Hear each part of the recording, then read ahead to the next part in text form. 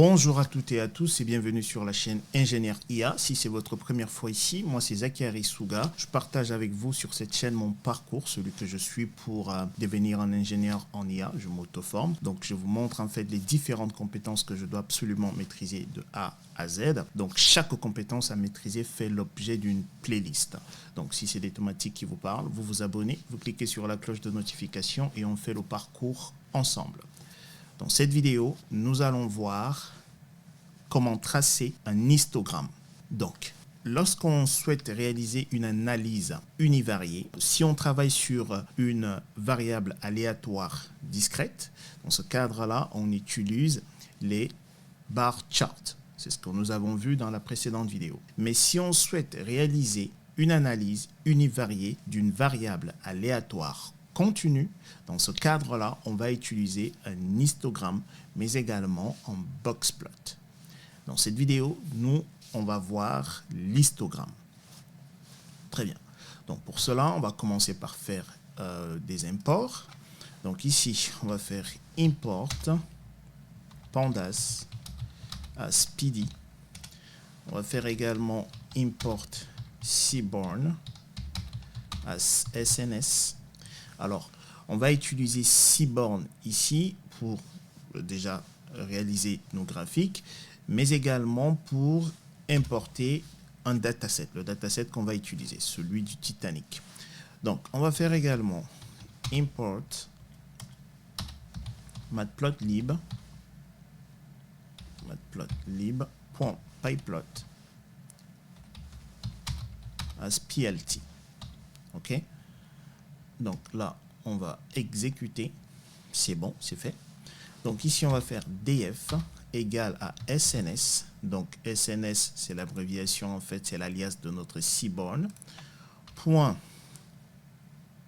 load dataset. OK. Et le nom ici, c'est Titanic. OK. On exécute.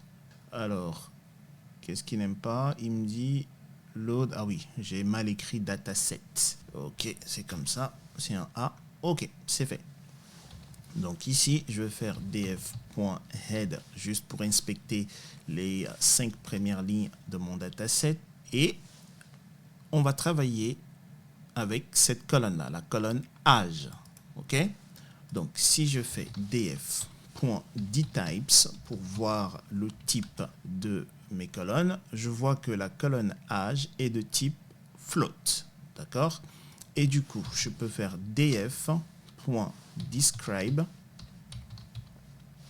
qui va me donner des statistiques. Alors, c'est describe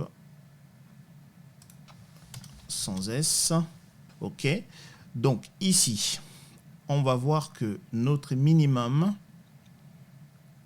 le minimum ici est, c'est la colonne âge, hein, donc le minimum ici, alors on va faire en sorte que ça soit plus parlant, parce que là j'ai tout pris, donc on va préciser, on va dire âge, OK, voilà, point describe, OK, là c'est plus parlant.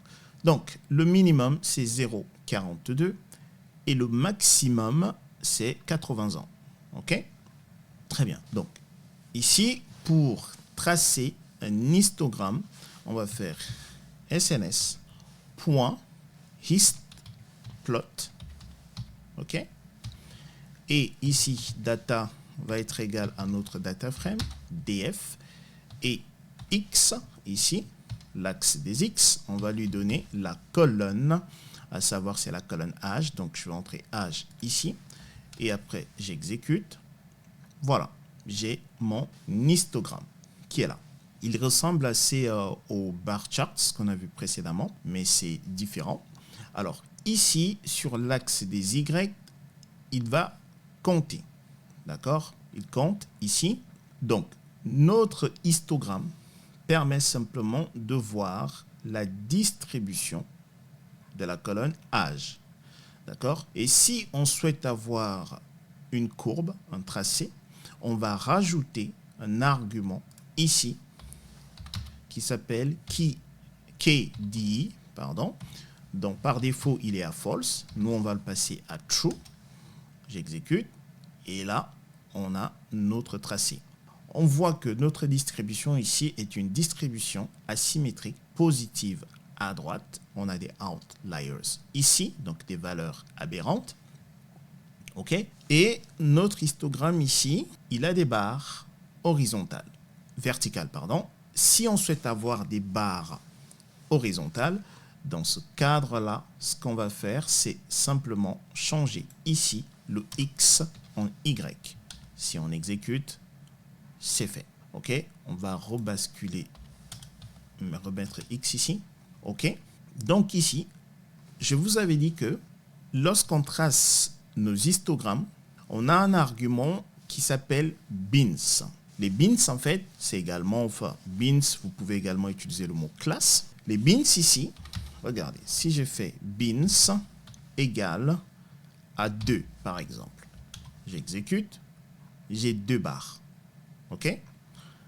Maintenant, comment est-ce qu'on fait pour les tracer? Comment savoir que cette barre-là doit être là? Alors, je vais vous le montrer. Supposons qu'on entre 10 ici. OK? Et on sait que notre max, la valeur maximale, pardon, ici, c'est 80. D'accord? Donc, en fait, on va faire 80 divisé par 10, ça nous donne 8. D'accord? 80 divisé par 10. Pourquoi 10? Parce que simplement, on a mis 10 bins ici. Pourquoi 80? Parce que c'est la valeur maximale. D'accord? Donc, 80 divisé par 10, ça nous donne 8. OK? Par contre, on a 10 barres ici. 1, 2, 3, 4, 5, 6, 7, 8, 9, 10. Parce que j'ai 10 bins. OK? Par contre, de là, vous voyez bien, ça ne commence pas à 0, hein, parce que simplement, notre valeur minimale, c'est 0,42. Donc, ça commence à 0,42 et ça s'arrête avant 10. 10, il est là. Notre barre, je parle de cette barre-là, et jusqu'ici. Pourquoi? Parce que simplement, 80 divisé par 10, ça nous donne 8. Donc, il va nous créer des bins, des classes qui vont de 0 à 8, de 8 à 16, de 16 à 24, etc., etc. Donc, ici, de 0 à 8, il va compter, d'où le count, ici, le nombre de valeurs qui tombent dans cette classe-là. Alors, je vais vous le montrer. DF, c'est notre data frame. On va utiliser query. Et donc, ici, on va dire âge, c'est notre colonne, d'accord, inférieur ou égal à 8. OK? Du coup, on va compter pour connaître le nombre de lignes que cela nous retourne. On exécute 54. Donc, on a 54 valeurs qui tombent dans cette classe-là, dans ce bins-là. OK? D'où la longueur de notre barre ici. OK. Ici également, on peut utiliser notre argument, color, par exemple. Et donc ici, vous pouvez lui donner la couleur que vous voulez, red, vous entrez ce que vous voulez. Hein. Et là, il a changé de couleur. D'accord? Donc, on a également d'autres arguments. Enfin, vous pouvez les tester pour voir. Hein. Par défaut ici, ici c'est count, mais on peut changer également. Donc ici, en fait, on a l'argument stat, comme ça. OK? Et par défaut, ici, c'est count, raison pour laquelle on a count ici. Et on peut avoir fréquence. OK? Alors, non, frequency. Ouais, et moi, j'ai écrit quoi?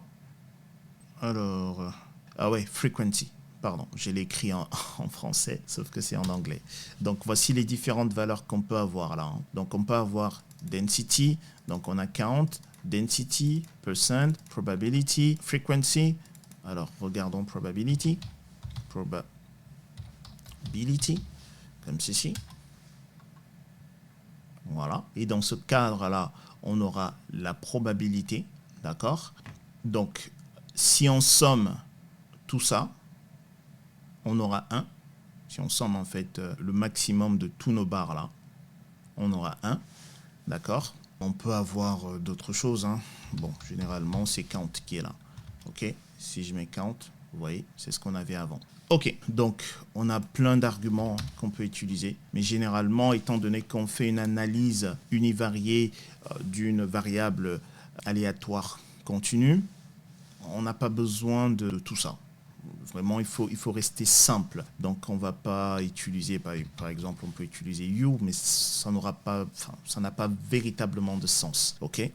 Ça se complique en fait parce que, regardez, supposons je vous le montre, juste à titre d'exemple. Ici, on va rajouter par exemple, du coup, une colonne catégorielle, donc classe. On exécute. Vous voyez? Ça complique en fait notre graphique en termes de lecture. Et il faut absolument qu'on soit simple. Il faut absolument faire en sorte que lorsqu'une personne prend votre graphique, la personne sait l'interpréter automatiquement, assez aisément. Donc là, c'est un peu complexe pour lire exactement ce que ceci représente. Donc c'est juste pour vous montrer qu'on a plein d'arguments qu'on peut utiliser. Voilà, donc je vais retirer le you. On n'a pas besoin de... Enfin, je vais le retirer parce que c'est par défaut. Et j'exécute à nouveau. Voilà, donc voici ce que je voulais partager avec vous. Voici comment est-ce qu'on trace un histogramme, je le répète, pour étudier en fait une variable aléatoire continue. Voilà, j'espère que j'ai été clair. Si vous avez des questions, comme d'habitude, dans la section commentaires, vous me les posez et je répondrai. Portez-vous bien, je vous dis à bientôt. Peace.